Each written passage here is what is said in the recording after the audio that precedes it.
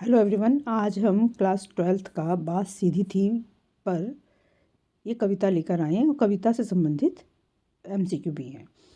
और वीडियो को लास्ट तक जरूर देखें जिससे कि आपकी कविता के एमसीक्यू सारे कवर हो जाएं। चलिए स्टार्ट करते हैं। बात सीधी थी पर एक बार भाषा के चक्कर में ज़रा टेढ़ी फंस गई। उसे पाने की कोशिश में भाषा को उल्टा पलटा, तोड़ा मरोड़ा, घुमाया फिराया कि बात या तो बने या फिर भाषा से बाहर आए। लेकिन इससे भाषा के साथ साथ बात और भी पेचीदा होती चली गई। सारी मुश्किल को धैर्य से समझे बिना मैं पेच को खोलने की बजाय उसे बेतरह कसता चला जा रहा था, क्योंकि इस करतब पर मुझे साफ सुनाई दे रही थी तमाशबीनों की शाबाशी और वाहवाह। कविता के अनुसार बात सीधी थी पर किसके चक्कर में फंस गई? भाषा के चक्कर में, व्याकरण के चक्कर में, शब्दों के चक्कर में या फिर वाक्यों के चक्कर में? तो भाषा के चक्कर में फंस गई थी। नेक्स्ट है, बात और भाषा परस्पर कैसे संबंधित हैं? बात को प्रभावशाली बनाने के लिए जटिल शब्दों का प्रयोग किया जाता है। असंयत भाषा में कई बार प्रभावी बन जाती है। भाषा के उचित प्रयोग के बिना साधारण सी बात भी जटिल हो जाती है और प्रभावी नहीं रहती। उपयुक्त में से कोई नहीं। तो इसका आंसर होगा ग कि भाषा के उचित प्रयोग के बिना साधारण सी बात भी जटिल हो जाती है और प्रभावी नहीं रह पाती। आंसर होगा इसका ग। चलिए इसकी व्याख्या देख लेते हैं। कवि अपने मन की बात भाषा द्वारा पाठकों तक पहुंचाता है, लेकिन अगर वह भाषा का उचित प्रयोग नहीं करता तो बात जटिल होकर रह जाती है, पाठक के हृदय तक नहीं पहुंच पाती। संयमपूर्ण व सरल भाषा की बात को प्रभावी बना सकती है। अब आपकी ये जो व्याख्या है इसे ध्यान से पढ़ना है, क्योंकि ऐसे 3 मार्क्स के और 2 मार्क्स के क्वेश्चन आपके आ जाते हैं। बात पेचीदा हो जाती है जब भाषा का सही प्रयोग किया जाए, भाषा का अनुचित प्रयोग से सरल बात को भी जटिलता आ जाए, एक ही बात को बार बार दोहराया जाए, बात को पेच द्वारा कस दिया जाए। तो इसका आंसर होगा बात के अनुचित प्रयोग से सरल बात में भी जटिलता आ जाती है। तो इसकी व्याख्या है, कवि अपनी बात को सरल ही बनाना चाहता है, लेकिन भाषा के अनुचित प्रयोग से सरल बात में भी जटिलता आ जाती है और वह बात पेचीदा हो जाती है, यानी उलझन भरी हो जाती है। जब कभी कभी काव्य जो समझ में नहीं आता, ये कारण हो जाता है। बात को धैर्य से समझने में कवि का क्या आशय है?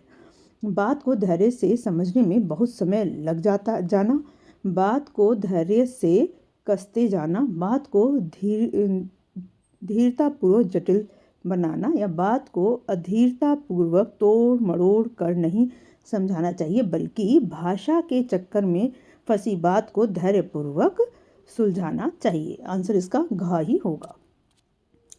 इसकी व्याख्या है, किसी भी बात को समझने के लिए धैर्य की आवश्यकता होती है, वरना अधीर होकर तो हम भाषा के पेच खोलने की बजाय कसते चले जाते हैं और बात जटिल होती चली जाती है। उपयुक्त काव्यांश में दी गई पंक्ति साफ सुनाई दे रही थी। तमाशा बीनों को शाबाशी और वाह वाह का भावार्थ स्पष्ट कीजिए। तो बिना कारण से भाषा के पेच कसते जाने से बनावटी ढंग के क्लिष्ट शब्दों के साथ बात को कहने पर वाह वाहत माशाबारबी लोग बार बार करते हैं और शाबाशी देते हैं। नेक्स्ट इसका ऑप्शन है, तमाशा बीनों को वाह वाह शाबाशी से कवि को प्रोत्साहन मिल रहा है और तमाशा बीनों को वाह वाह से बात सुलझ जाती है। तमाशा बीन बात को वाह वाह बोलकर ज़्यादा उलझा देते हैं। तो इसमें देखा जाए तो फर्स्ट कारण अच्छा बता रखा है कि बिना कारण के भाषा के पेच कसे जाने से बनावटी ढंग से क्लिष्ट शब्दों के साथ बात को कहने पर वाह वाहत माशबीन लोग बार बार कहते हैं और शाबाशी देते हैं। कुछ लोग सरलता और सहजता की से बात को समझाना नहीं चाहते। वे भाषा के बनावटी और क्लिष्टता पर वाह करते हैं, वह शाबाशी देते हैं, वे एक गलत कार्य को करने के लिए प्रोत्साहित करते हैं। नेक्स्ट इसका कविता एक और है, कविता का दूसरा पार्ट दे रखा है। आखिरकार वही हुआ जिसका मुझे डर था, जोर जबरदस्ती से बात की चोरी मर गई और वह भाषा में बेकार घूमने लगी। हार कर मैंने उसे कील की तरह उसी जगह ठोक दिया। ऊपर से ठीक ठाक और पर अंदर से न तो उसमें कसाव था न ताकत।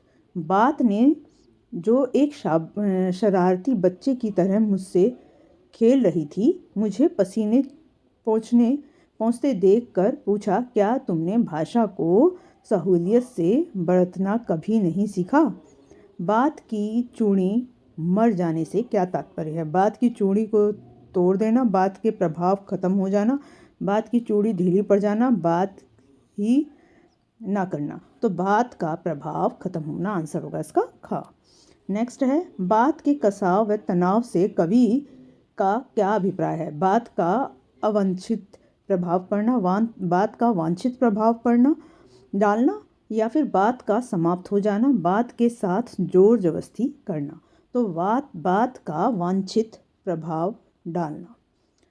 बात के कसाव ताकत से कवि का क्या तात्पर्य? तो अब वांछित प्रभाव डालना। ठीक, नेक्स्ट क्वेश्चन है, अच्छा इसका व्याख्या देख लेते हैं। बात में जब कसाव तनाव हो तो वांछित प्रभाव डालती है और बात सरल व सहज बन जाती है। कवि ने बात को शरारती बच्चा क्यों कहा है? क्योंकि बच्चा बहुत शरारत कर रहा था कि बात उछल कूद मचा रही थी। जैसे बच्चे की शरारत किसी को भी परेशान कर देती है, उसी प्रकार कवि की बात के लिए उपयुक्त शब्द न मिलने से कवि परेशान था या बात कवि को तंग कर रही थी। तो ये इसका गा आंसर होगा।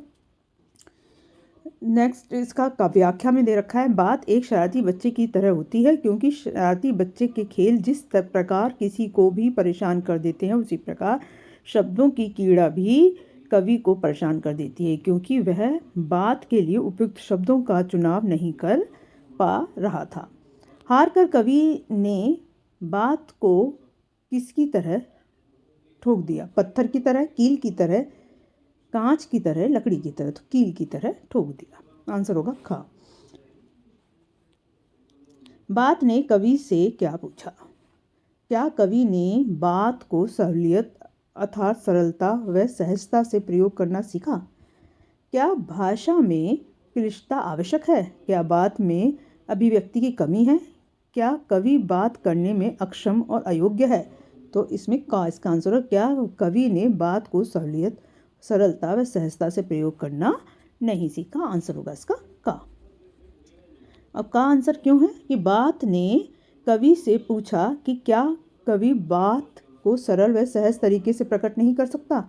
वह बात को क्यों अनावश्यक तरीके से कसना चाहता था, अर्थात बात को क्यों घुमा फिरा कर करना चाहता था जिससे बात प्रभावी ही न बन पाए? ये आपका लास्ट क्वेश्चन था और मुझे लगता है कि इस बात सीधी थी कि जो MCQ आपको अच्छे समझ में आए होंगे। अगर कोई कुछ और सुझाव देना चाहते तो कमेंट बॉक्स में डालें। आज के लिए बस इतना ही।